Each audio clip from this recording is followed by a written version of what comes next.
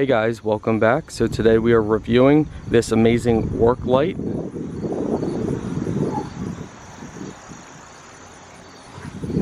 It is wireless and it is rechargeable. It can stand up, it can lay flat, different settings. You can carry it.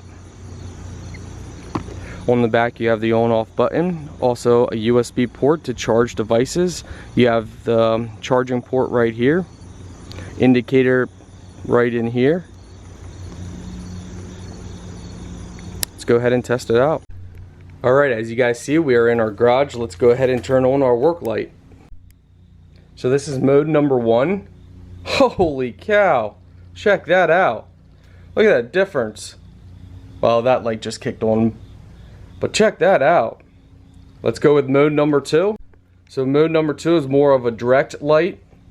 Let's go mode number 3. Now you got a direct light and the other light, so it's 2 lights on at once. My goodness, that's crazy. Well, I think it's safe to say this is definitely going to help us out when we're working on our vehicle.